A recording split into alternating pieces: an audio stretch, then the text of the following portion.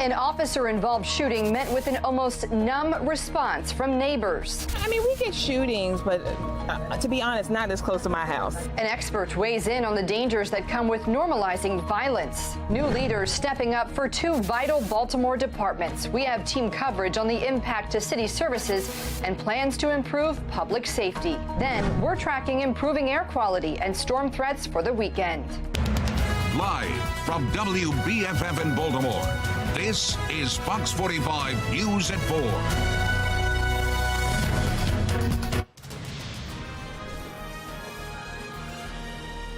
Fox 45 News is following three big stories with local, statewide, and national implications. Thank you for joining us. I'm Kai Jackson. And I'm Maxine Stryker. The Supreme Court this morning handed down two major rulings. You're looking at live pictures outside the High Court as the nation grapples with those decisions. The court says that the president doesn't have the sole authority to forgive tens of millions of people of their student debts. Justices also sided with the man refusing to do business with same-sex weddings. A blow tonight to LGBTQ community and President Biden.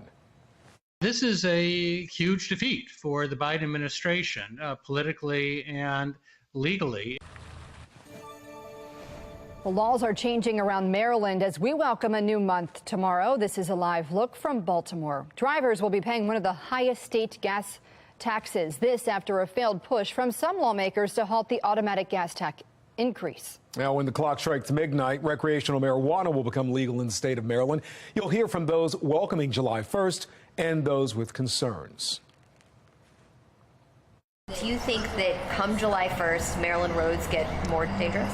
Absolutely. The industry does create a lot of jobs, from retail to agriculture to delivery, logistics, manufacturing. I feel betrayed by our state. I feel betrayed by our legislature, by our governor, who said he was leaving no one behind. Now you're looking at live pictures of the Baltimore Police headquarters. The fight against crime in Baltimore has once again taken a tragic turn. Last night in southeast Baltimore, a man with an automatic weapon was involved in a shootout with police. He was killed. I just heard like a rapid burst of bullets. Northbound on Milton. Oh, I got him. He's shooting. Like a pop, pop, pop, pop, pop, pop. As the suspect continued down Milton Street, he continued to fire at our officers. I mean, we get shootings, but to be honest, not as close to my house. Fox 45 News has reporters from Washington to Baltimore with complete coverage of three big stories. That's right. Let's update breaking news from overnight. Mayor Scott is reacting to the deadly police shooting that took place. In a joint statement, he said this violent, tragic outcome impacts the entire Baltimore community. He said our hearts are with all of those affected by the incident in every way. He goes on to say there will be an assessment of the actions taken, but all initial information indicates the officers did what was necessary to ensure the violent incident did not further endanger residents in the area. With 8 straight years of more than 300 homicides, Baltimore remains one of the most dangerous cities in America. Each year, city officials' promises to curb crime apparently fall short, breaking the grim milestone. Rebecca Pryor has the story.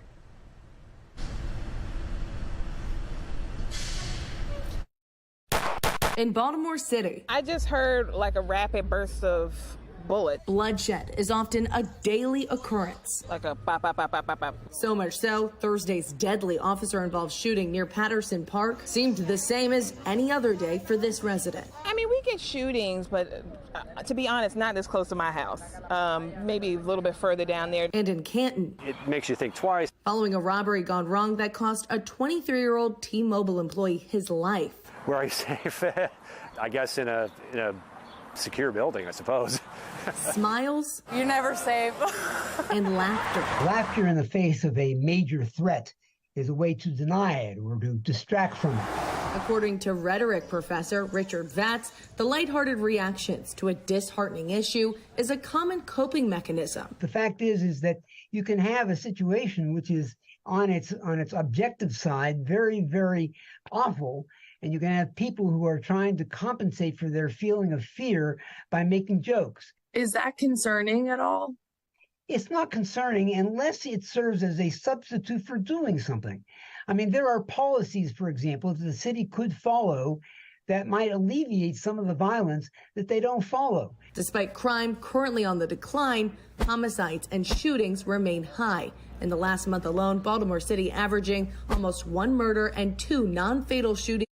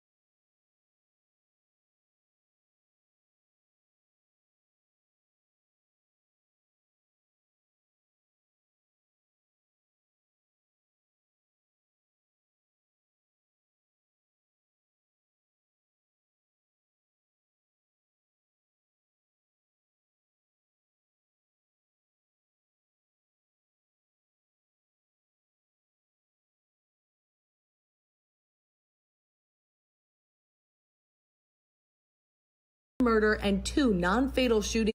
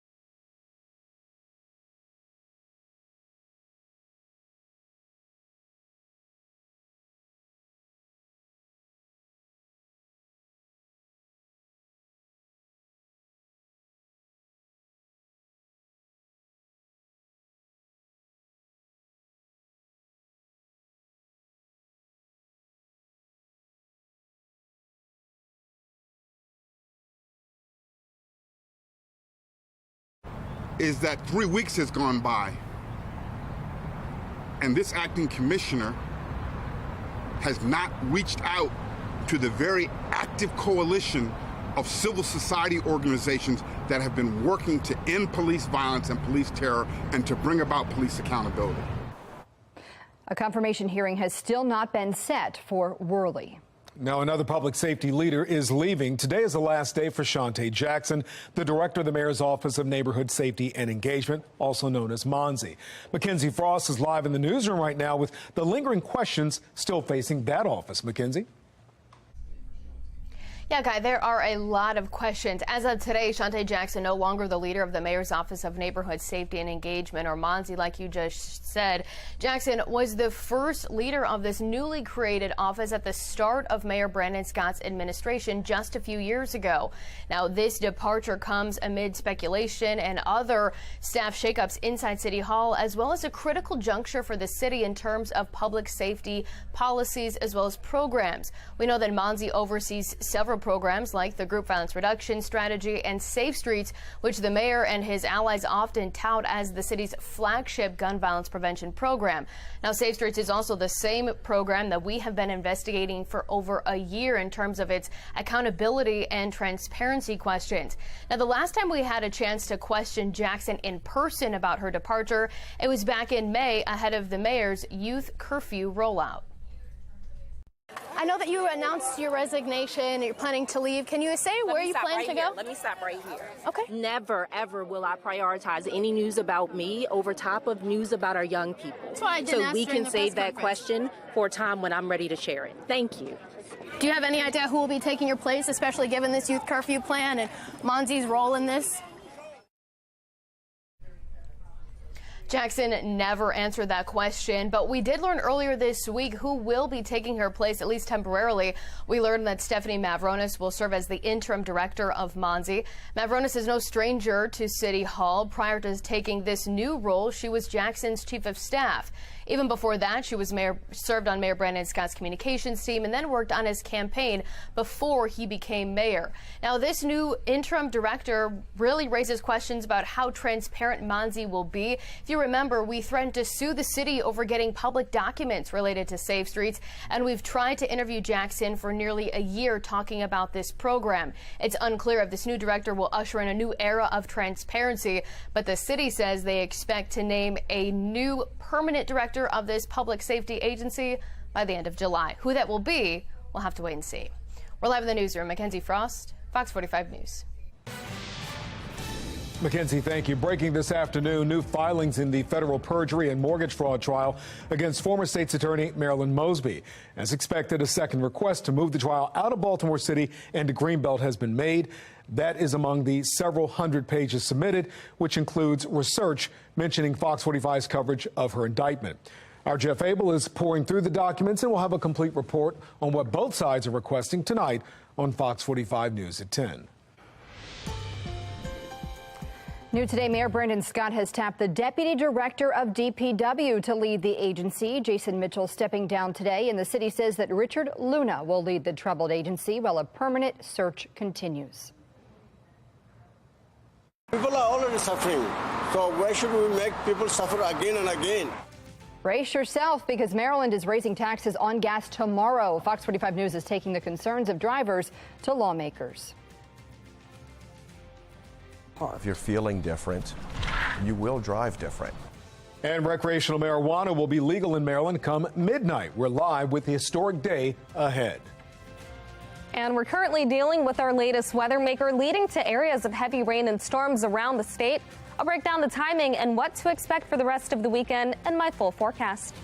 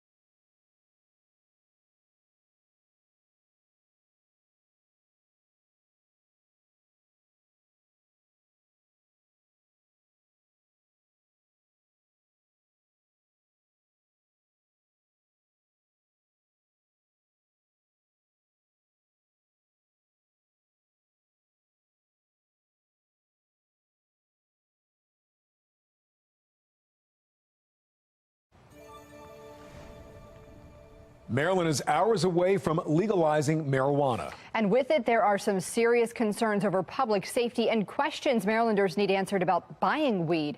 We have team coverage on legalization tonight. Amy Simpson is looking into how dispensaries are preparing for that rush tomorrow. But first, Shannon Lilly has the warning from Baltimore County officials over driving under the influence. Well, the research predicts when recreational marijuana becomes legal across the state, about 10% of Maryland's adult population will purchase it from the legal market. And so with more people lighting up, that means likely more people will choose to get behind the wheel and hit the roads after doing so. As the state barrels toward July 1st and the legalization of recreational marijuana, the groundwork for Baltimore County Police, The tip of your nose with the tip of your finger. long underway You can start. to recognize signs and symptoms of people under the influence of cannabis too high to drive. Keep your head straight and just follow the tip of the pen. But preparations and plans It's going to be a tidal wave. likely won't compare to the tsunami of impaired drivers police anticipate on the roadways come July. There's going to be so many of them, but so few of us. Sergeant Tom Morehouse is one of the top drug recognition experts in the state, managing Baltimore County Police's DRE program. Do you think that come July 1st, Maryland roads get more dangerous? Absolutely. And there's research to show that. That research he's referring to, a 2021 study done by the Rocky Mountain High Intensity Drug Trafficking Area program showing a 138% increase in traffic deaths where drivers tested positive for marijuana since the legalization of recreational cannabis in Colorado. Closer to home, That relaxed attitude and that attitude that, or that belief that it's already legal, I think that's a big part of it. Sergeant Morehouse says in Baltimore County, the number of calls for drug recognition experts like him also are increasing before July 1st even hits. With more than 70 evaluations so far this year, compared to last year's 40 to 50 at this time. And keep in mind, Morehouse and other DREs play a crucial role in the state's DUI enforcement. They're the ones that are called to evaluate when an arrest is made for impairment that's not alcohol related.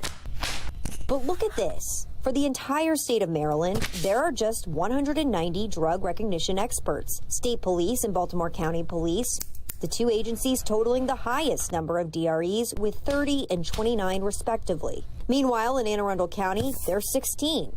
Howard County, 12. And Baltimore City, just 5. Despite those numbers, We're going to be out there. Sergeant Morehouse says officers will be out in force, looking for and arresting intoxicated drivers who aren't doing their part. If you're feeling different, you will drive different. So don't get behind the wheel. Now, as a starting point, Sergeant Morehouse recommends waiting 6 to 7 hours after consuming cannabis before you drive, or just get a designated driver. And if you're out on the roads and you see an unsafe driver, be sure you keep a good distance behind and call police. Shannon Lilly, Fox 45 News.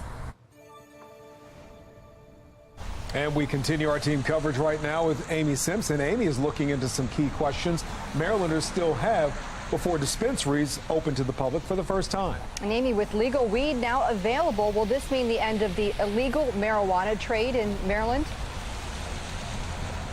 It's a good question. It's a question that I'm sure a lot of people have, but it's something only time really can tell. Earlier this year, Baltimore County Police told me that any underground illegal market will continue to thrive as long as it's making money. And part of that conversation about legalizing weed recreationally was about how to tax it. And lawmakers needed to strike that balance that would bring in revenue for the state, but not tax this industry so much that people would still choose to buy pot through illegal channels. Ultimately, lawmakers set a 9% sales tax on cannabis products, which is the exact same sales tax rate as alcohol. And Amy, there's likely going to be massive demand for marijuana tomorrow. How are dispensaries preparing for this first weekend? So, Maxine, dispensaries are anticipating long lines. Some say maybe hundreds, even thousands of people showing up to buy this weekend. Some of them may be looking to buy cannabis legally for the first time. Others might just be curious about how this industry will work. Now, I did take a tour of a dispensary in Howard County earlier this month as it prepares to transition from that a sale of medical cannabis to both medical and recreational cannabis. And they told me at the time earlier this month that they were stocking up, getting as much product as they could, knowing that there was a possibility they could run out. Guys, back to you. All right, Amy, thank you. Amy Simpson reporting live. We'll have continuing coverage on marijuana legalization coming up in 15 minutes. Let's take a live look outside right now. On the right side of your screen are conditions at Camden Yards. The Orioles are back in town, and the city is under an orange air quality alert with that Canadian wildfire smoke still kind of hanging around in the area and other states around America. Meteorologist Jasmine Lomax is in right now with what we could see and when that could clear out. Yeah, you can't really tell from those pictures, but I thought when I stepped outside today it seemed a little better compared to yesterday, but those pictures, it still looks really quite hazy. Yeah, it still doesn't look good. We have the haze and the air quality has slightly improved, but it's later in the weekend when you can expect better air quality. You'll be able to enjoy time outside as long as you dodge showers and potential storms. Now, some of the rain has already moved into the state. This is our first weather maker, but we'll have several more over the weekend as we deal with an unsettled pattern. We're seeing some areas of heavy rain. We've got a line from Silver Spring all the way to Westminster with that heavy rain and those storms. So over the next few hours, just be prepared for brief downpours and a little bit of lightning as we deal with those storms. Temperatures are in the 70s and the 80s across the state, so feeling pretty warm, slightly muggy, and the air quality is still in that sensitive range for much of the state. And that means that it's sensitive for certain groups, including those with asthma, heart and lung diseases, along with children and the elderly. Now, as we head into the night, temperatures continue to fall. Notice, though, we do have rain as we head into the night, a few possible showers overnight, and then starting off tomorrow morning with some very spotty showers in areas of light rain. Later in the afternoon, it looks mostly dry. A stray shower can't be ruled out, but you will notice that rain chances begin to increase as we head into Sunday. Rain chances continue overnight, and then later into the day for Sunday, there will be another round of showers and potential storms. Our rain chances will be up and down over the next week, so you will need your umbrellas for certain days. Other days, you'll be able to dodge the showers and storms. We'll be in the upper 80s and low 90s over the weekend with rain and storms. 92 on Monday, 91 on the 4th of July with mostly dry weather. After that, we remain unsettled with highs in the low to mid 90s. Back to you.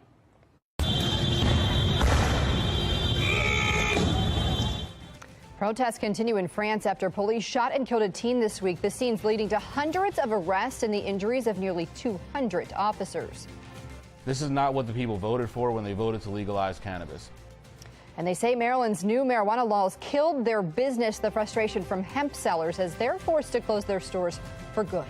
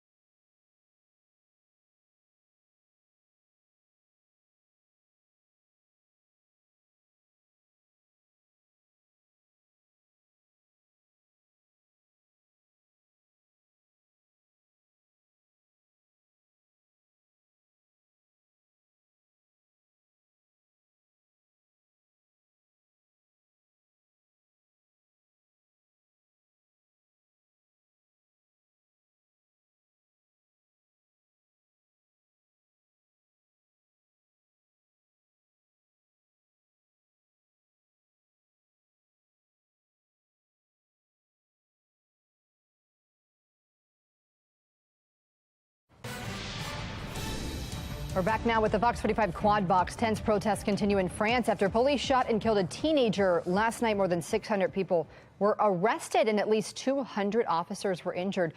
The officer who shot and killed a 17-year-old during a traffic stop has been charged with voluntary homicide. Actor Alan Arkin has passed away. His over 40-year award-winning career included his best-known role in Little Miss Sunshine. Arkin, who was 89 and is survived by his wife and 3 children. And new information in the deadly movie set shooting involving Alec Baldwin. Court documents allege the movie's armorer, Hannah Gutierrez-Reed, having cocaine the day of the shooting. She's already charged, and charges have been dropped against Baldwin, but could be refiled. North Carolina could be the next state to ban gender-affirming care for minors. The Democratic governor is expected to issue a veto, but the state Republicans can override that veto. You can be the first to know about breaking news by signing up for News on the Go. Go to foxbaltimore.com and click on Mobile Alert Sign Up underneath the station tab.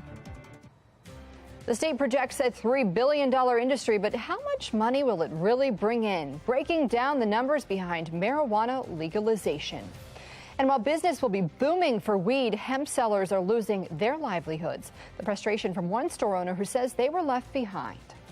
Supporters say it's a win for free speech. Others claim it's going to make discrimination worse in America. The details on a key Supreme Court ruling.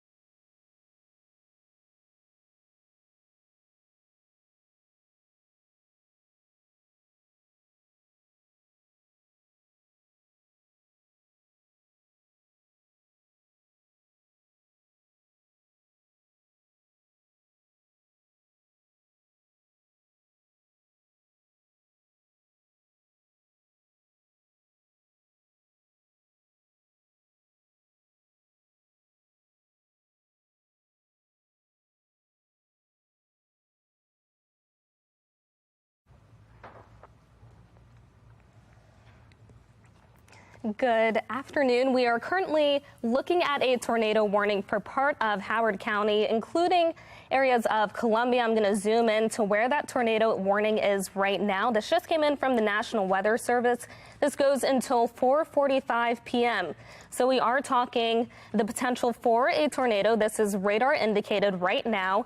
You can see that area, including Columbia, also Ellicott City, Arrowhead. We've got some heavy rain, and you want to make sure that if you are in this area of red, that you are going to your safe place. The most important thing is that you put as much distance between yourself and any windows as possible. So we're talking an interior bathroom or a closet. That's where you want to be right now.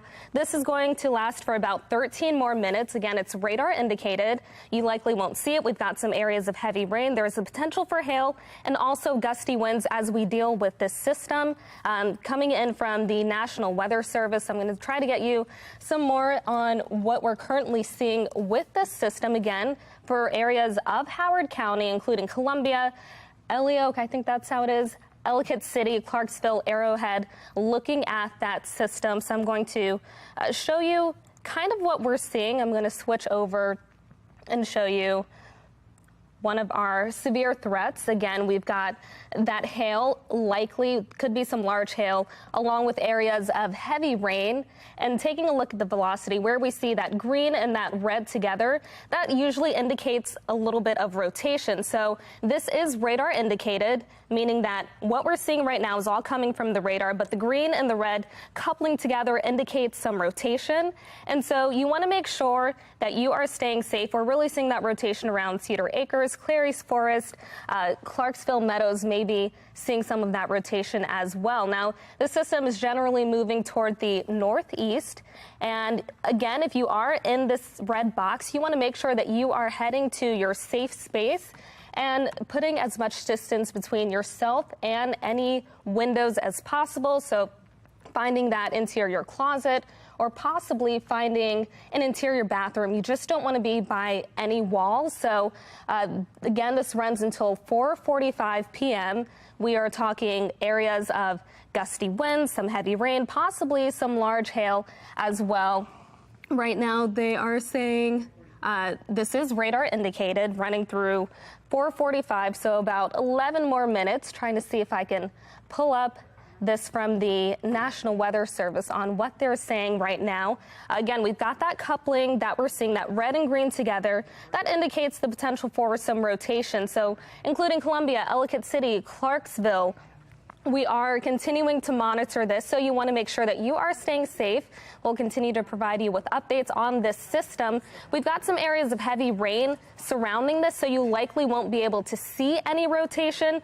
You'll notice those areas of pinks and those reds indicating that heavy rain, especially as we get closer to Brayburn, Clarksville Ridge, Cedar Acres. That's where we've got some of that heaviest rain and where we could be seeing that rotation. You want to make sure that you are getting to your safe place. That is the most important thing right now. Just showing you some more of the winds that we're seeing. This runs through 4:45 and is for Howard County. Again, we are looking at those red and green colors together. That is indication of objects moving toward the radar and away from the radar. And when you have that coupling, it indicates that rotation. So we're seeing that especially around Clary's Forest right now. The system currently moving toward the northeast. We've got gusty winds associated with it and possibly some large hail, also areas of heavy rain. And that's what you'll likely notice if you are in one of these areas. But the most important thing that you can do right now is to head to that safe space. Make sure that you are protecting your pets as well and grab them. Head to that safe space. You want to try to avoid being near any windows. We are still monitoring this system. Areas of heavy rain, that's all inside of this red box. So I'm going to zoom out a little more so you can see the general direction that these storms are moving is toward the northeast. So I'm going to pop that over. We're talking areas of heavy rain and possibly some rotation affecting Clarksville around 4:40 p.m., Columbia possibly around 4:54, and then Ellicott City 5:03 p.m. So generally, this line of storms moving to the east-northeast around 20 miles per hour. We could be talking hail about half an inch, so some medium to large size hail for our area. And right now, you're taking a look. I think that's US 29 at Broken Land. You can see the heavy rain and some traffic there as well. So the heavy downpours, that's something that you will be noticing if you have to drive later on as we deal with this line of storms. So it's not only the tornado warning that we have right now, it's also the line of storms that could be leading to areas of gusty winds that could potentially cause some damage. And there's the threat of hail as well. So if you have to be on the roads, you want to make sure that this evening you are driving safely as the this line of storms continues to impact the area. So I'm going to zoom out a little more so you can see all of the heavy rain as it moves generally to the east-northeast. And that tornado warning is for the area in the blinking box. So that includes Clarksville, Columbia, Ellicott City. This runs through 4:45. So we're talking about another 8 minutes.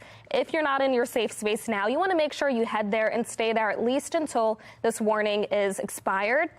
We are also looking at some areas of heavy rain for Columbia and Ellicott City around 4:52. That's where we see the heaviest of rain for Columbia, and around 5 p.m. for Ellicott City. We're talking this moving to the east-northeast around 20 miles per hour, hail possibly around ½ an inch. You want to make sure that you are protecting yourself and your loved ones. So if you're at home with any pets or any people, you all want to make sure that you're heading to that safe space, whether that's an interior closet or a bathroom. You just want to be somewhere away from any windows. Now, we are looking at areas of gusty winds. So that's one of the things that we're seeing, and also potential rotation. And where we're seeing that red and that green coupling, that's what indicates that rotation. That's around Cedar Acres right now. Again, the storm is generally moving to the northeast around 22 miles per hour. So Columbia looking at potential rotation, and also some areas of heavy rain around 4:51 p.m., Ellicott City 4:59 p.m., and then even Catonsville. This line of storms will head your way, and we're talking around 5:07 p.m. when you could be dealing with those areas of heavy rain. So we've got about 7 more minutes until this warning hopefully expires, but regardless of where you are, these line of storms will likely impact you as they continue to move toward the east to northeast. Right now, we've got that tornado warning for parts of Howard County through 4:45 p.m., and that's for the blinking box where we do see those areas of heavy rain. So you'll notice we've got those pinks indicating that heavy rain. If there is any rotation, it may be rain wrap, meaning that you're not necessarily going to see it. So don't let your guard down. Make sure that you are heading to that safe place. That's the best thing that you can do for yourself and for your family. Make sure that you are getting to that place where you are away from any windows, any outside doors. You just want to stay as far away from the outside as you can. So we're seeing some areas of heavy rain. We've got the reds, we've got the pinks, and the heaviest of rain right now around Cedar Acres, Sebring, Brayborn, Clary's Forest, even dealing with some of that. Going to go back again to where we're seeing that rotation. It is beginning to move. So now closer to Columbia, we've got that red and that green tightly together, and that indicates rotation. You've got the green and the red that indicates objects moving away from the radar and toward the radar. So when we have them together, that is usually a good indicator that there's potential rotation. And again, this is all radar indicated, so nothing spotted yet, but of course, you want to make sure that regardless of where you are, you're taking this seriously. We are also expecting some heavy rain and gusty winds with this system. So we could have gusts up to 60 miles per hour. That's something that you may notice as we continue to track these storms. So looking again, Columbia around 4:53 p.m., dealing with those areas of very heavy rain, potentially some hail as well. That's 5:01 for Ellicott City, and now 5:09 p.m. for Catonsville. We've got winds we've got the system moving northeastward around 22 miles per hour, and there is the potential that with this we have some hail. So make sure that you are staying safe. This is for the area inside of the blinking box, and that does include Ellicott City, Columbia, looks like just off the edge of Catonsville, so not quite there yet, but potentially dealing with some of those storms as the system moves to the northeast around 22 miles per hour. So I'll go back to show some of the green and the red coupling where we could be seeing that rotation. Right now, you'll notice Columbia in the green, and then just south of that, we've got the red, and that's what indicates that rotation. So this is the area that we're watching. Again, it's the blinking red box that is for that tornado warning. So it expires in about 4 minutes, but still you want to make sure that you are staying in that safe place until the warning does expire. Taking another look at the HD radar, we do have those areas of heavy rain, and that heavy rain is quickly approaching the Columbia area. We also expect that heavy rain in Ellicott City. And taking a larger look at this system, it's a line of storms that really extends from Silver Spring all the way to Westminster. And within those storms, we're talking areas of heavy rain and also gusty winds, the potential for hail. So yes, we do have that tornado warning for parts of Howard County, but regardless of where you are, you'll likely be impacted by this line of storms, so you want to make sure that you are staying safe. If you have to be on the roads in the next couple hours, make sure that you check the radar before you head out, and of course have multiple ways of receiving alerts in case any are issued. We now have a severe thunderstorm warning for parts of Howard County. This also goes for parts of Anne Arundel and Baltimore County. This expires at 5:30 p.m. So through this time, expect some areas of heavy rain, gusty winds, some thunder and lightning as well. The potential for hail as this line of storms continues to move toward the northeast. So taking a look at the timing again, we've now got some more cities expected to see that heavy rain, those gusty winds. The system moving east-northeast around 22 miles per hour. So we're talking Columbia, Ellicott City, Elkridge Heights, Catonsville, Elkridge, Relay, Arbutus, Milford Mill, Woodlawn, all being impacted by these storms. So over the next 30 minutes or so, expect some areas of heavy rain as we continue to deal with this system. Now, the tornado warning does expire at 4:45, so we expect that to expire in just a few more minutes. But regardless of where you live, storms will likely impact you, even if it's not a tornado warning. There's a threat of heavy winds, and that could lead to some damage. There's the threat of hail and also heavy rain. So if you must drive on the roads, make sure that you're driving safely. Allow some extra time to get to your destinations. Taking another look, you can now see that that red and green coupling has moved a little bit closer to Ellicott City. So we're seeing that green in Ellicott City, and then around Columbia, we've got the red. And when we see the red and green together, that indicates that rotation. So the system is beginning to move a little bit farther to the east-northeast, and that's what we do expect as we continue to track this storm. We've got that severe thunderstorm warning in place as well. That's for areas in the blinking orange box. That runs through 5:30 p.m. So within that time, heavy rain, gusty winds, lightning and thunder, and potentially some hail are all possibilities. Now going back to the HD radar, just so you can see, the severe thunderstorm warning covers a large area. So all of these storms likely going to impact Baltimore City, and the next half hour, that's when we do expect those storms to arrive. Taking a look at some of the cities that will be impacted by this and looking at the timing, Columbia, the next 7 minutes, expect areas of heavy rain and potential hail. This also is for Ellicott City, Elkridge Heights, Catonsville, Elkridge, Relay, Arbutus, Milford Mill, Woodlawn as well. Over the next 30 minutes or so, and even beyond that, through the end of that severe thunderstorm warning at 5:30, you want to make sure that you are staying safe, protecting people and, of course, your pets. If you are under any alerts, you want to make sure that you're heading to that safe space. Even if you're under that severe thunderstorm warning, you do want to protect yourself and stay away from any windows. We've got heavy rain across many parts of the state, all associated with that line extending from Silver Spring toward Hanover, Pennsylvania. So many parts of the state currently dealing with that heavy rain, and it looks like now that tornado warning has expired, but regardless of where you live, areas of heavy rain likely, along with gusty winds and hail. All of these things can lead to damage, and you want to make sure that you are driving on the roadways. Now, again, the tornado warning has expired for Howard County. The severe thunderstorm warning does remain in place through 5:30 p.m., and that is for parts of Howard County, along with Baltimore City and also Anne Arundel County. So if you live in the areas in this blinking orange box, you want to make sure that you are staying safe. We're talking gusty winds being a possibility, and you can see all the red from the HD radar. We've got some very heavy rain currently moving in a line, and that's all headed to the northeast. So over the next really 45 minutes, you could be dealing with some areas of heavy rain, and it's not just for these parts under the severe thunderstorm warning. It's all the way up toward Pennsylvania, Hanover, Silver Spring, so even southern Anne Arundel County, Annapolis, looking at the potential for some of those storms. Cockeysville, storms heading your way as well. So the tornado warning has expired.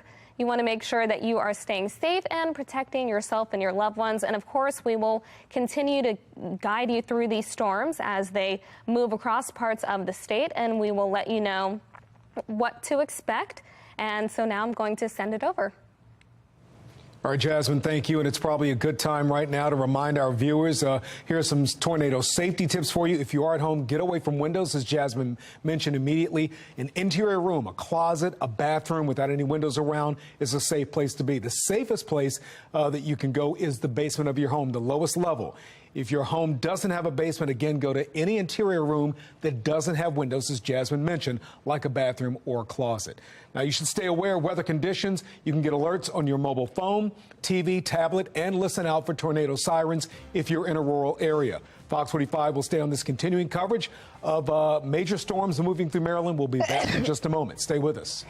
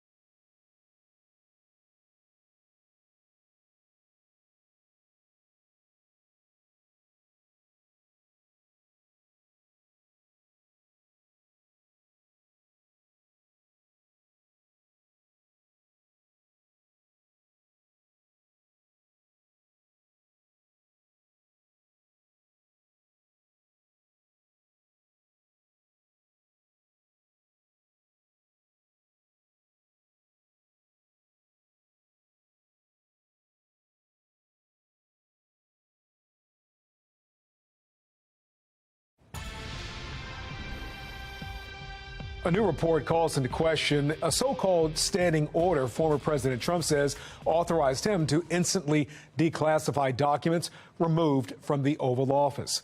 According to Bloomberg, citing a Freedom of Information Act lawsuit filed last August, no such order could be found by the Justice Department or the Office of the Director of National Intelligence. The former president insisted such an order existed after the FBI discovered top-secret material at his Mar-a-Lago estate. Trump was indicted on 37 counts, including willful retention of national defense information and corruptly concealing documents. The network associated with conservative billionaire Charles Koch has raised more than $70 million to launch anti-Trump political ads. Americans for Prosperity Action is trying to convince Republican voters to pick a different candidate in the primary election. It's still unclear who the group will support, but has pledged to back a single contender for the first time in its history. Officials said the ads will run in Iowa, New Hampshire, South Carolina, and Nevada. Reports show Hunter Biden was deposed today as part of a lawsuit filed against him by a Delaware laptop repair shop owner. This as Republicans criticize his plea deal connected to tax and gun charges. The National Desk, Janae Bowens, has the story. Were you? No. Earlier this week, President Joe Biden strongly denying he was involved or present when his son Hunter Biden allegedly texted and pressured a Chinese business partner in 2017. This after an IRS whistleblower told lawmakers Justice Department prosecutors denied requests to look into certain messages, allegedly from Hunter Biden. How did we get here? Evidence shows Hunter Biden and his family members were doing business in foreign countries while his father was vice president.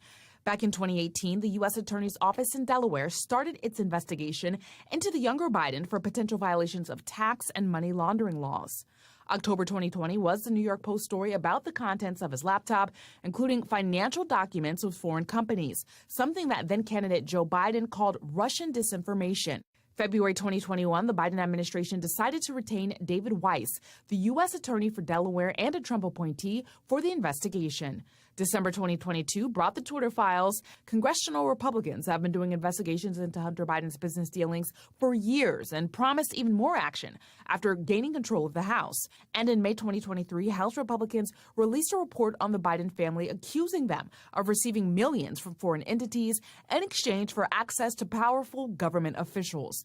On June 20th, a deal was announced that would likely allow Hunter Biden to avoid serving jail time pending a judge's approval. He agreed to plead guilty next month to 2 tax misdemeanors and struck a deal with federal prosecutors to resolve a felony gun charge. His attorney said his client's words had no connection to anyone in his family. Critics say it was a sweetheart plea deal. You'd be hard-pressed to find cases where other individuals engaged in the same kind of tax evasion ended up only getting misdemeanor charges. Republicans are continuing their investigations into the president and his family. I'm Janae Bowens for the National Desk. We are currently dealing with storms around parts of the state. We did have a tornado warning now expired. That was for parts of Howard County. However, we do have a severe thunderstorm warning, and that's for areas inside of that blinking orange box. So that includes parts of Howard County, along with Baltimore City and parts of Anne Arundel County. We're tracking this line of storms as it continues to move toward the east-northeast. If you will be in one of these areas inside of the orange over the next 30 minutes or so, you want to make sure that you're staying safe. We're looking at the possibility of areas of heavy rain along with gusty winds, and there is the potential for some hail. And that's all as that line continues to move toward the east-northeast, all associated with our next weather maker. That severe thunderstorm warning goes until 5:30 p.m. Current temperatures in the 70s and 80s. It's been a very warm day. We still have that code orange air quality alert in place as we deal with sensitive for unhealthy groups. That's the range that we're in right now. As we head into the night, our temperatures do gradually fall, and we are looking at a few more storms as we head into the night. After that, just a few spotty showers and potential storms, especially as we get closer to daybreak tomorrow. You may be waking up to a few spotty showers and potential storms, but heading into the afternoon, it's looking mostly dry. It's the night when we have another chance for rain and storms, and that continues into Sunday morning.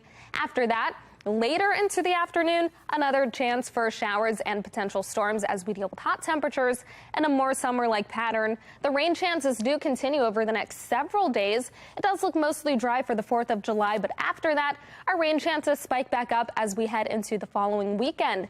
Temperatures drop to 68 tonight. We'll still have a few showers and potential storms, so you want to make sure that you are keeping watch on the radar if you have to be anywhere. Tomorrow, our temperatures reach the mid to upper 80s, pretty warm, a little bit humid at times, and we do have that chance for a few spotty showers and potential storms. We've got a better chance for storms on Sunday with high temperatures around 89. We're looking at 92 on Monday as we begin a hot stretch and a stretch of days in the 90s. 91 on the 4th of July. It looks mostly dry, but we do have the chance for spotty showers and potential storms on Wednesday with highs in the mid-90s. After that, our temperatures stay in the low to mid-90s on Thursday and again on Friday, and we'll continue with the chance for spotty showers and storms. Back to you. Jasmine, thank you. Put the power of the Weather Authority Storm Center in your hands. Download the free WBFF Weather Authority app for your smartphone. Use our powerful Doppler radar to follow storms right to your street. Go to your app store and search WBFF to get started.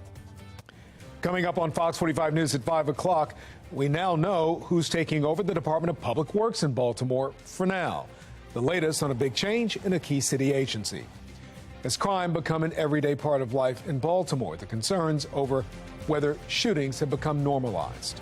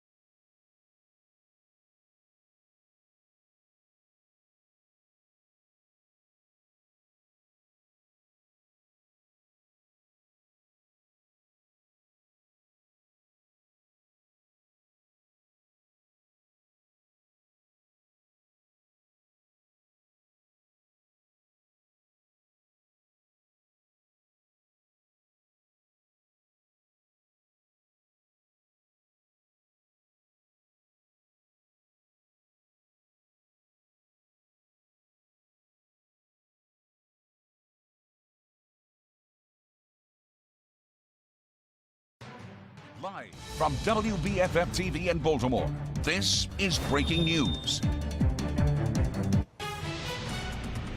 Fox 45 News is coming on the air at 5 o'clock with breaking weather news. Good afternoon, I'm Kai Jackson. And I'm Maxine Stryker. Storms moving through the area are turning severe right now. That's right. Let's break in meteorologist Jasmine Lomax with the latest. And Jasmine, I'm really interested in how north and south, how tall this storm system is. As far down as like East Riverdale, I saw in your last forecast, Prince George's County, up to eastern Carroll County, Westminster. It's really long. Yeah, this is a long line of heavy rain, and it's moving to the east-northeast, so we have yet to see the worst of it here. We're going to have that heavy rain come our way. There's the potential for gusty winds as well, and it's all as we continue to track that line that you see on your screen.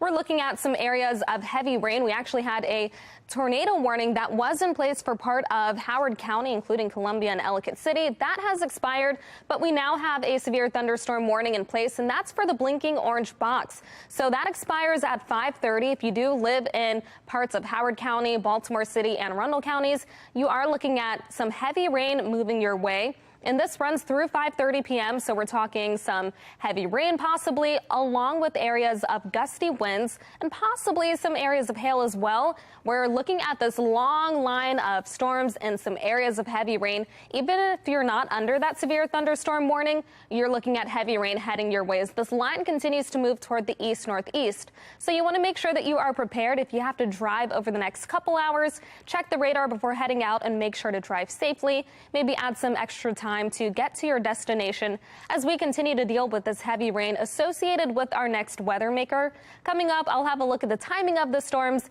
and what to expect for the rest of the weekend in my full forecast. Back to you.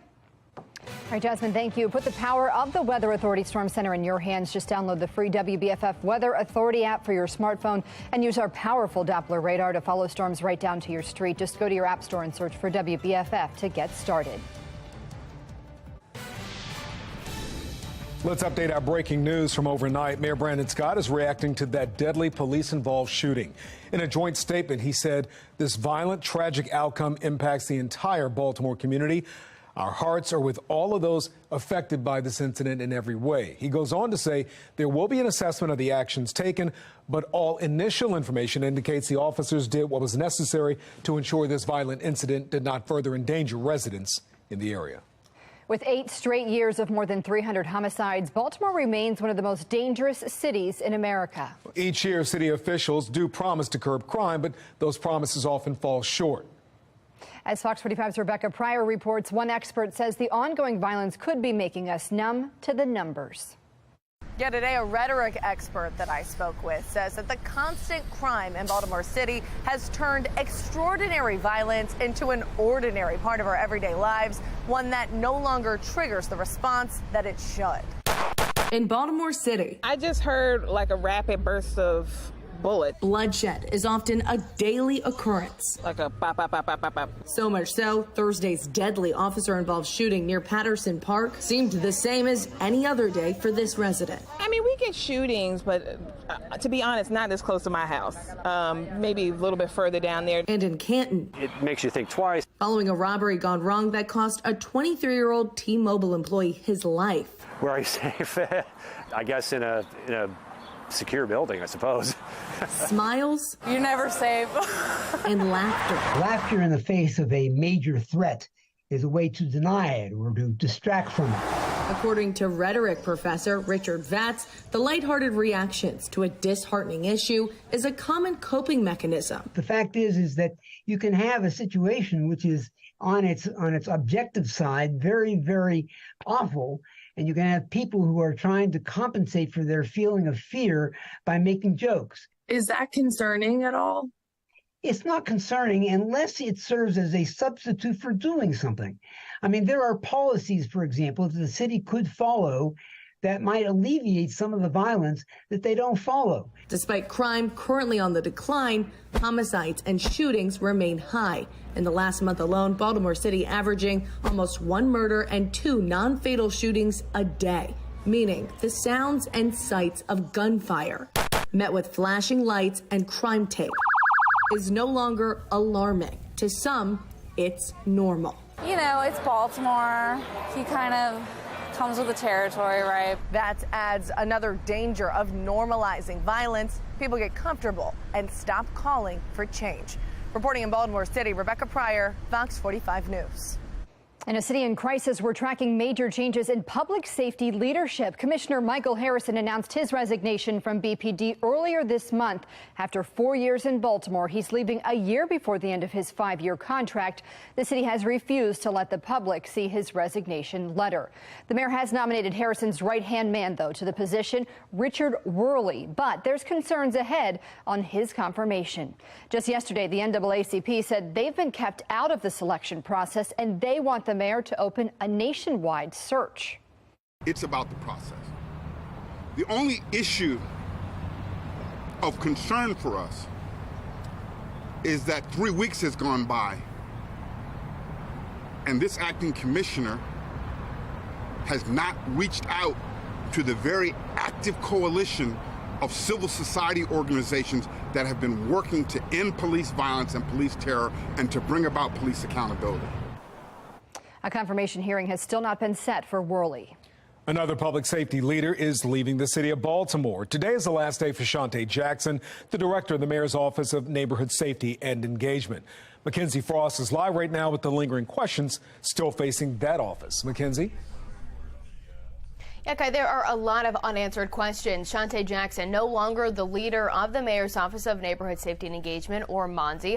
Jackson was the first leader of this newly created office when Mayor Brandon Scott took over the helm of the city some 2.5 years ago. Now, Jackson's decision to leave City Hall comes amid other staff shakeups inside the city government, but also at a critical juncture when it comes to crime-fighting strategies across Baltimore. We know that MONSE oversees the group violence reduction strategy as well as Safe Streets. That's the same program that Mayor Brandon Scott often touts as the city's flagship gun violence prevention program, and also the same program that we have been investigating for concerns surrounding transparency, efficiency, and accountability for over a year. Now, the last time we had the opportunity to question Jackson in person about her decision to leave this position, it was back in May ahead of the mayor's youth curfew rollout. I know that you announced your resignation, you're planning to leave. Can you say where you plan to go? Let me stop right here. Okay. Never, ever will I prioritize any news about me over top of news about our young people. That's why I didn't so ask we during can the save press that conference. question for a time when I'm ready to share it. Thank you. Do you have any idea who will be taking your place, especially given this youth curfew plan and MONSE's role in this? Now, Jackson never did answer those questions, but we did learn earlier this week who will take over, at least in the interim basis. Stephanie Mavronis has been named as the interim executive director of MONSE. Mavronis is no stranger to City Hall. Before stepping up into this position, she was MONSE's chief of staff. Prior to that, she served on the mayor's communications team, and even before that, she worked on Brandon Scott's campaign. Now, with this new interim director, it's unclear if there will be even more transparency brought with this transition.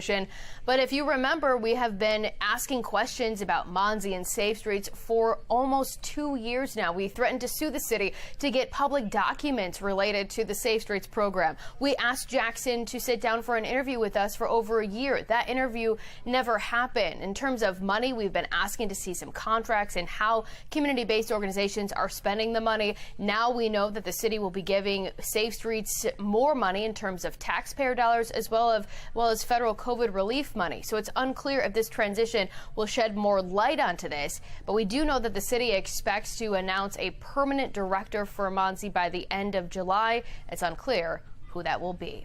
We're live in the newsroom. Mackenzie Frost, Fox 45 News. Breaking this afternoon, new filings in the federal perjury and mortgage fraud trial against former City State's Attorney Marilyn Mosby.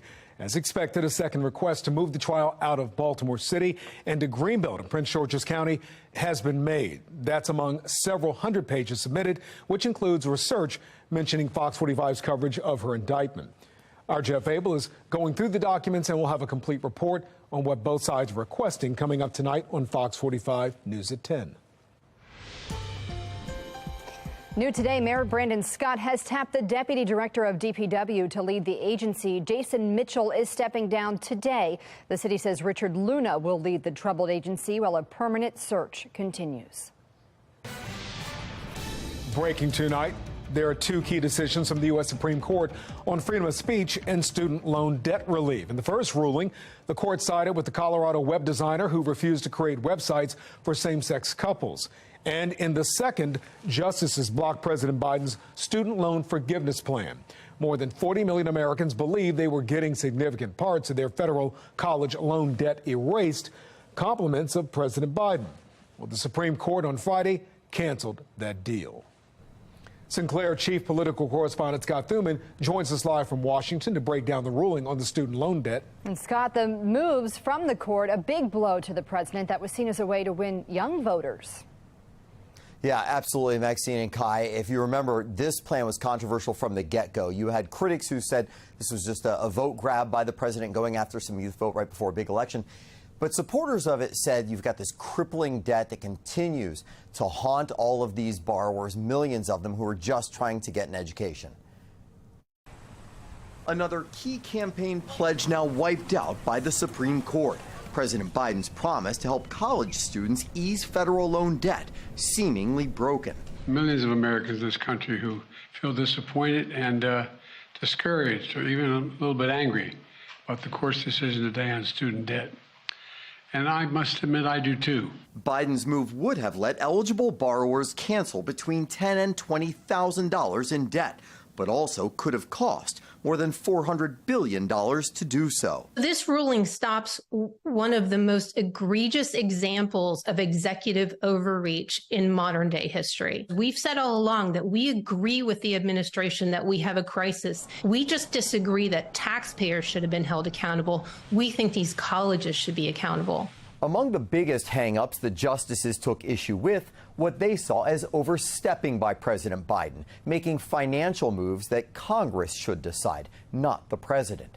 Though the White House insisted Biden had the right, using the 2003 HEROES Act, saying relief is allowed during a national emergency, in this case COVID, the court's majority disagreed, writing, Congress did not unanimously pass the HEROES Act with such power in mind. Senator Eric Schmidt, former attorney general in Missouri, helped spearhead the fight. One of the things I'm most proud of is here, this literally saved taxpayers, $500 billion. I mean, it's hard to put that kind of money in context, but when we're dealing with sort of the national debt issues, the spending crisis that we're in, it's a big deal. While 16 million applications were already approved, now those payments are set to resume in October. Today's decision has closed one path. Now we're going to pursue another. I'm never going to stop fighting for you. We'll use every tool at our disposal to get you the student debt relief you need and reach your dreams. The president now saying he'll use the Higher Education Act to essentially reroute this plan on something that he believes would have stronger legal foundation. However, he acknowledged it could take a much longer and still will do some sort of fight. Also, in the meantime, he said he wants to make sure that those borrowers who can't start repaying those loans this fall will not be hounded by creditors or collection agencies, that it will not ruin their credit, at least for that next year. Kai and Maxine. Scott, thank you. Scott Thuman reporting. Coming up at 5:30, we'll take a closer look at the other critical Supreme Court decision over a web designer who refused to serve customers based on their sexual orientation. People are already suffering, so why should we make people suffer again and again? Brace yourself, because Maryland is raising taxes on gas tomorrow. Fox 45 News is taking the concerns of drivers to lawmakers. Well, if you're feeling different, you will drive different. Recreational marijuana will be legal in Maryland by midnight. We're live with the historic day. And we're dealing with areas of heavy rain and storms around the state. I'll let you know when the rain finally clears, coming up in my full forecast.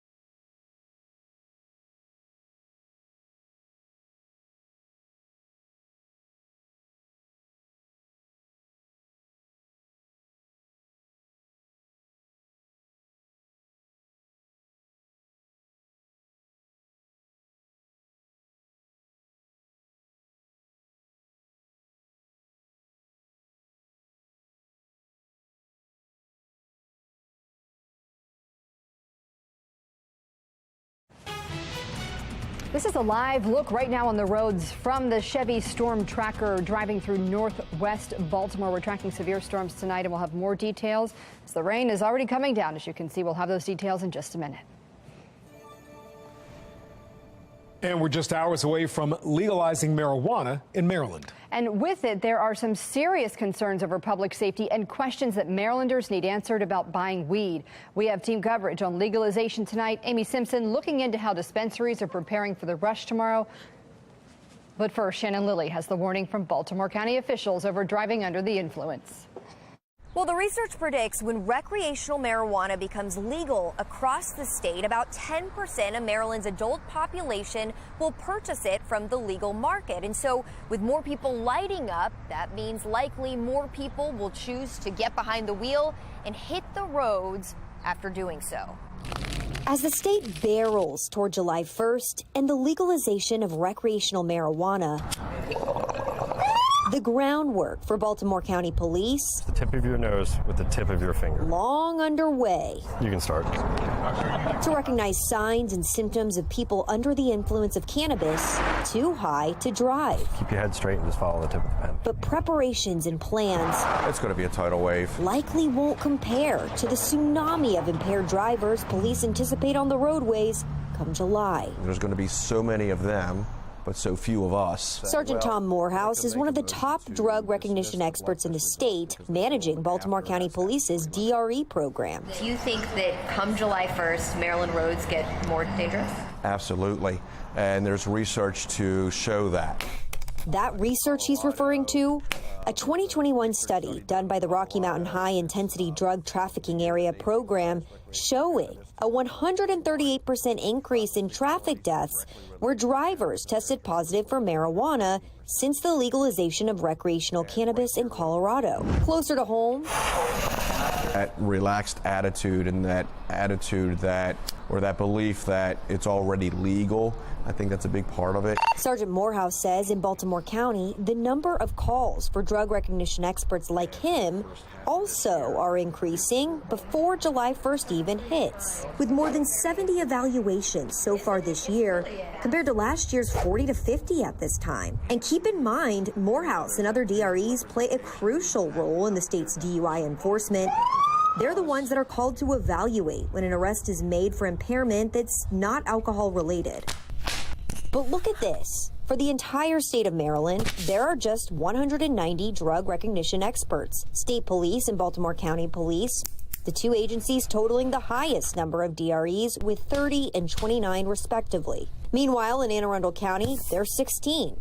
Howard County, 12. And Baltimore City, just 5. Despite those numbers, We're going to be out there. Sergeant Morehouse says officers will be out in force, looking for and arresting intoxicated drivers who aren't doing their part. If you're feeling different, you will drive different. So don't get behind the wheel. Now, as a starting point, Sergeant Morehouse recommends waiting 6 to 7 hours after consuming cannabis before you drive, or just get a designated driver. And if you're out on the roads and you see an unsafe driver, be sure you keep a good distance behind and call police. Shannon Lilly, Fox 45 News. We continue our team coverage right now with Amy Simpson. Amy is looking into some key questions Marylanders still have before dispensaries open to the public for the first time. And Amy, with legal weed now available, will this mean the end of the illegal marijuana trade in Maryland? Maxine, Kai, it's a question that some people probably likely do have, but it really will take time for us to see what the impact will be. Earlier this year, Baltimore County Police told me that any underground illegal market will still thrive as long as it's making money. And part of this conversation about legalizing marijuana was really how to tax it and how lawmakers needed to strike a balance that would bring in revenue for the state but not tax this industry so much that people would still be choosing to buy their pot through illegal channels. Ultimately, though, lawmakers set a 9% sales tax on cannabis products, which is the same as alcohol. And there's likely going to be some massive demand for marijuana tomorrow. How are dispensaries preparing for the first weekend? We know you stopped by one. Yes, so when I spoke to one dispensary earlier this month, they said they were preparing for hundreds, maybe thousands of people to come out, long lines. So hopefully this weather will not be the same tomorrow if people are going to be out waiting in those lines.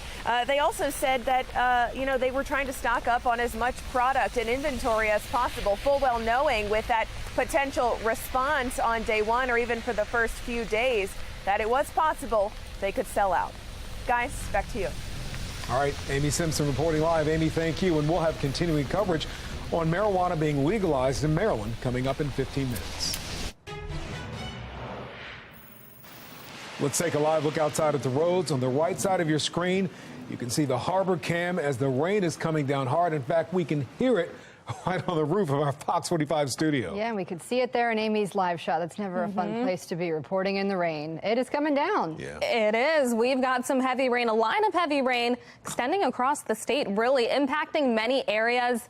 And you can see that right now on the HD radar, all of those spots of heavy rain now moving over Baltimore City, down into Anne Arundel County, and even toward Pennsylvania, dealing with that heavy rain at this time. Now, we had a tornado warning, also had a severe thunderstorm warning. Just heard a little bit of thunder here, but all severe alerts have been canceled. But we're still looking at heavy rain over the next hour or so. So if you have to drive anywhere, you want to make sure that you're driving safely. Meanwhile, temperatures in the 70s and the 80s, these numbers will begin to drop. Air quality still in that sensitive for unhealthy groups range. So you want to make sure that you're taking precautions with the rain and also the air quality. This will get better tomorrow, but unfortunately, the rain is here for a couple more days and even into next week. Overnight, our temperatures fall to the 60s. We will have some rain as we head into the night. We're not looking at anything severe for the night, just a few showers and potential storms. These do begin to clear shortly after midnight, but close to daybreak, a few pop-up showers as we head into the morning. And then by the afternoon, it's looking mostly dry and mostly cloudy. And by the night, we've got another chance for showers and potential storms. These continue off and on and into Sunday morning. As we head later into the day on Sunday, there will be the chance for a few showers and storms as we continue to deal with an unsettled pattern. We'll have another round of showers and storms on Monday, but it looks mostly dry for the 4th of July. After that, our rain chances increase as we head into the end of the week. Temperatures drop to 68 tonight with a few showers and potential storms possible. Then we'll have mostly cloudy skies tomorrow and high temperatures around 87. There is that chance for a few showers and storms, but the rain chances increase overnight. We'll have another round of rain and storms on the way for Sunday. Temperatures in the upper 80s and low 90s. Low 90s on Monday with a few showers and storms. Mostly dry in the low 90s for the 4th of July. Our stretch of 90s continues as we finish out the week, and our stretch of rainy days continues as well. We'll have the daily chance for showers and storms through Friday. Back to you.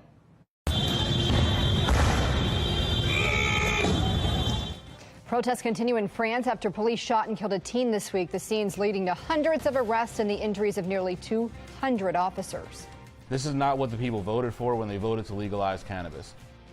They say Maryland's new marijuana laws killed their business, the frustration from hemp sellers as they're forced to close their stores for good.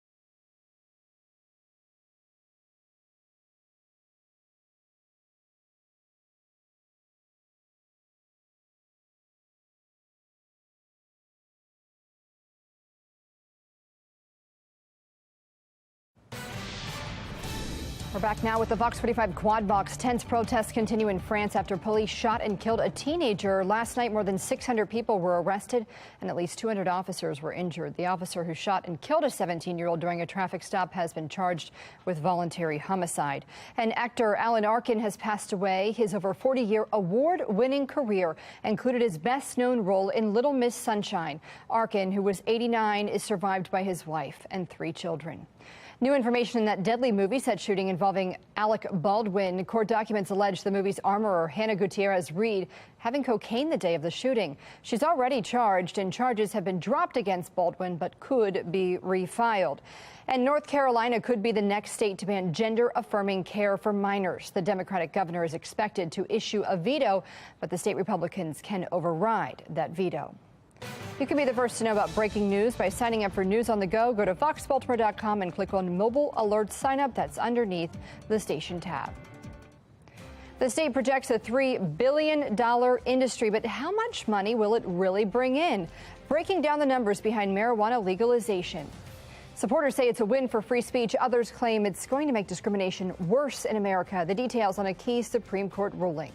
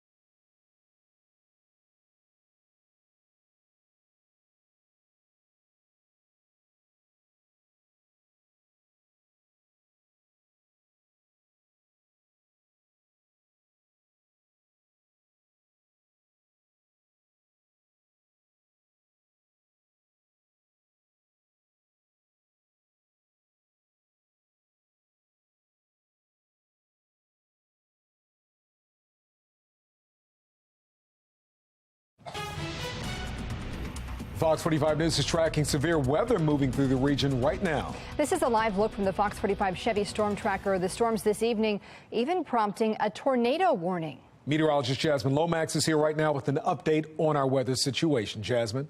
Yeah, that's right. About an hour ago, We had that tornado warning for parts of Howard County that was followed by a severe thunderstorm warning, including Baltimore City. Now all severe alerts have been expired, but we're still seeing areas of heavy rain around the state, and this extends all the way down into southern Maryland. So if you have to be out over the next few hours, you will notice some areas of heavy rain. The good news is that this line is quickly moving to the east-northeast. So if you have to be anywhere in the next hour or so, it's looking a little bit better. But expect heavy rain and possibly some areas of gusty winds as well as we continue to monitor this line of storms that's moving to the east-northeast. Now, we're also talking poor air quality along with the storms. Fortunately, tomorrow we are looking at improved air quality, the potential for storms, but we're not looking at anything severe. Coming up, I'll have a closer look at what you can expect for the weekend in my Weather Authority forecast. Back to you. Jasmine, thank you. Put the power of the Weather Authority Storm Center in your hands. Download the free WBFF Weather Authority app for your smartphone. Use our powerful Doppler radar to follow storms to your street. Go to your app store and search WBFF to get started.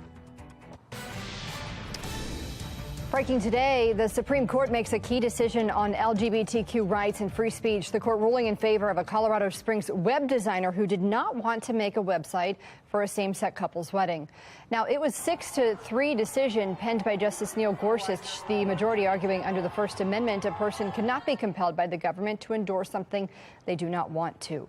In the dissent, Justice Sotomayor said the decision will undermine the government's ability to make sure all Americans have equal access to the public marketplace. Well, that ruling comes a day after the court ruled against affirmative action in college admissions. The decision means schools can no longer take race into consideration as a specific basis for kids to get into college. The majority saying colleges failed to offer measurable objectives to justify the use of race, while the liberal minority said the decision is pushing the country backwards and pretending that race does not impact Americans. The court also decided to not make rulings on 2 other cases. In Ohio, questions are being raised about redistricting. The high court sent that back down to be a lower court to now be reviewed. And justices have decided to allow an individual with gender dysphoria to sue a Virginia men's prison on the basis of discrimination. Looking ahead to the next term, the justices will decide whether the Second Amendment protects gun owners who have domestic violence restraining orders against them. For our full coverage on the decisions from the Supreme Court this week, head to our website, foxbaltimore.com. Continuing our coverage tonight on the legalization of marijuana in Maryland, we're less than 24 hours away from recreational weed sales. While many are excited for the new laws to kick in, for others, the situation is a nightmare. I'm disappointed in the state of Maryland in every conceivable way. Fox 45's Mackenzie Frost joins us live with concerns of CBD owners. Mackenzie? Yeah, Kai, so we've been following Nicholas Patrick throughout this entire legislative process because certain hemp-derived products have some levels of THC in them. Business owners like Patrick says that he wouldn't be able to sell those products without getting a recreational marijuana license. And right now, he believes that's just not possible. I've been coming here for like 3 years almost. Wayne Bradford is stopping in to stock up. It's the last time he'll buy hemp products from Embrace CBD. They got the good stuff. I feel betrayed by our state. I feel betrayed by our legislature, by our governor, who said he was leaving no one behind. This is not what the people voted for when they voted to legalize cannabis. Embrace CBD owner Nicholas Patrick says he knew this day was coming after lawmakers in Annapolis greenlit the plan setting up Maryland's legalization of recreational pot. Language in the law prevents most of the products that used to sit on these now empty shelves from being sold. It's because the hemp products like Delta 8 have THC in it, but it's not the same THC that you think of when you think of someone smoking weed. We began letting all of our customers know that come July 1st, we will no longer be able to sell these products. We're still sitting on, I think at this point, I have about $35,000 worth of inventory that I can't sell. Now, layoffs and financial ruin may be on the horizon for Patrick, his family, and staff members. We're devastated. I'm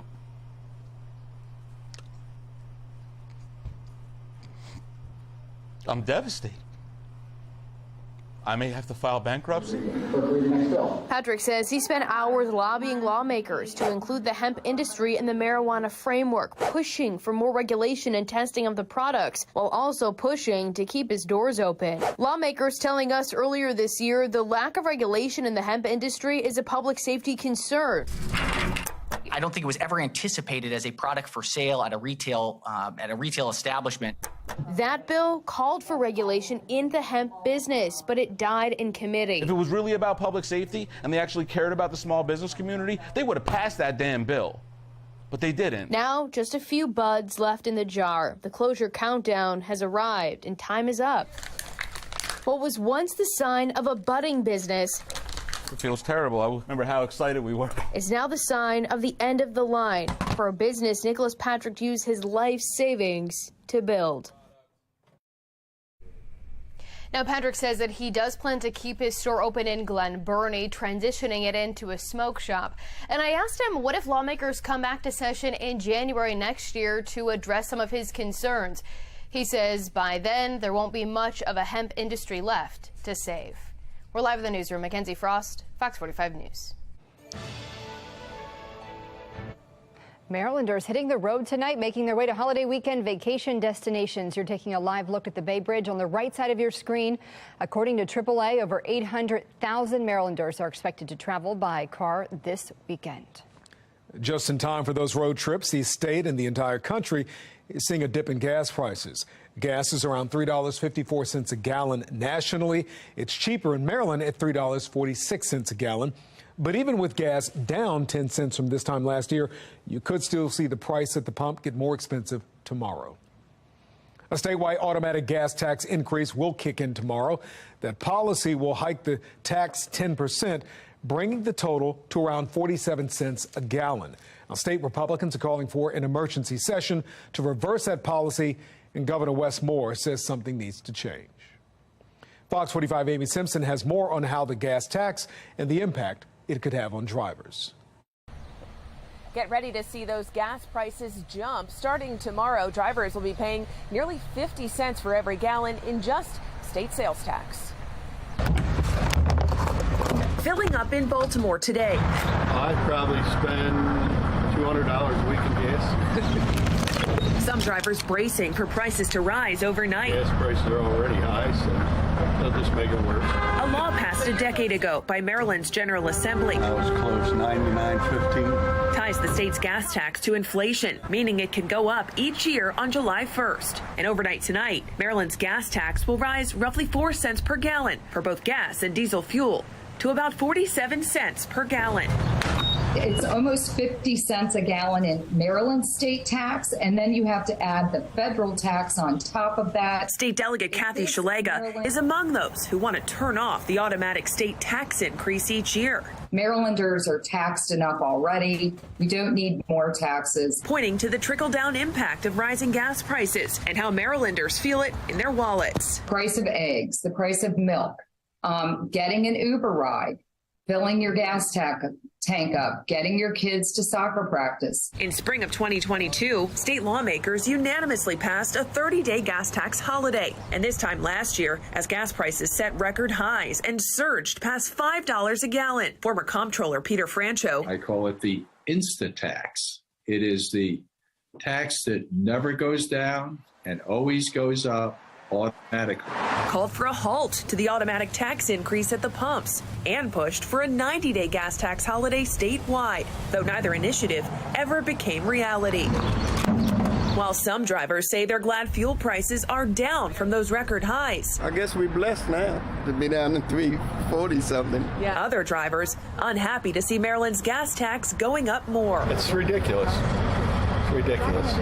Shouldn't be that high. Now Delegate Shalega supports calling lawmakers back to Annapolis for a special session. Whether there's a will to come back for a single-day session, I'm not sure, but certainly we know in January we are going to tackle this issue head on. This week, Governor Wes Moore calling funding for Maryland's Transportation Trust Fund, which includes the gas tax, regressive. The thing that we see with the automatic gas tax is this is a tax that's going to hit working families the hardest.